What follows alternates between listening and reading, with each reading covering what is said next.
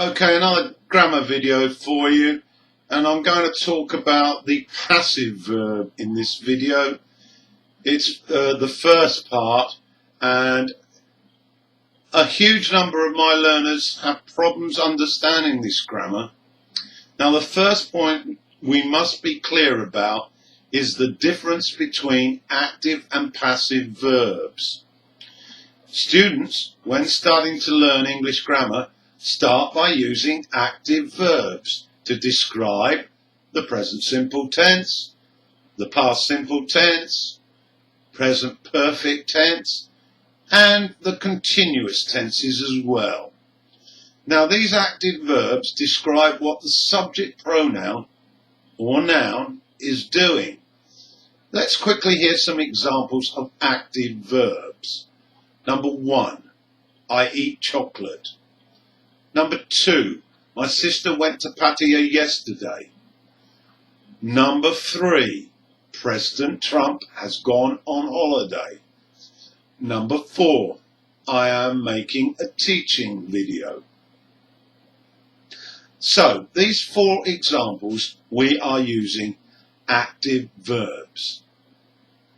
In number 1, eat describes what the subject pronoun I does. In number 2, went describes what the noun sister did. In number 3, has gone describes what the noun Trump has done.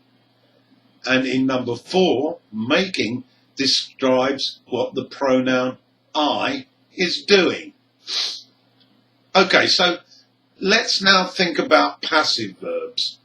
We use the passive verb when the subject noun used is a pronoun, someone or something. We then understand that the object noun becomes more important. So we start the sentence with that object noun. Now, the passive verb is in fact 2 verbs. The verb to be and the past participle verb.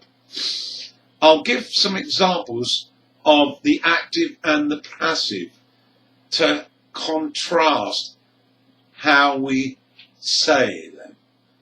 In example number 1, the active verb, someone cleans the office. The passive verb, the office is cleaned. In example 2, the active verb, factories produce cars. Using the passive, cars are produced. Okay, so looking at these 2 examples, in the active verb, we use someone in 1 and something in 2. Okay, it is factories, but they are faceless. But they are something.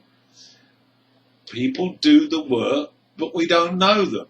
So as a result of this, we place the object noun in number 1, the office, and in number 2, cars, at the start of the sentence, and then use the passive verb.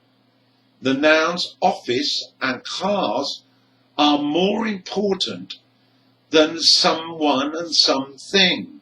So we put them as the object noun at the front of the sentence.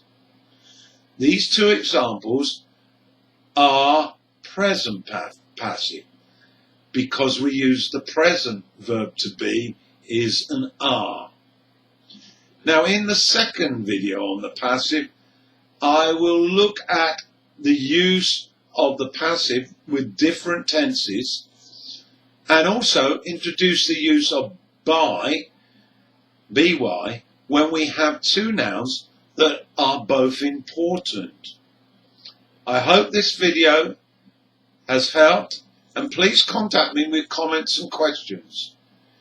You can do this at my email address, asterhugo99@gmail.com, at my Facebook page, John Vickery, at my Facebook business page, John Vickery and My Passions, English Teaching, Movies and Music.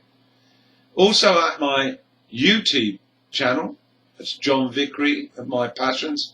And finally, at my website, http://EnglishOnlineAdventure.com. Thanks for listening.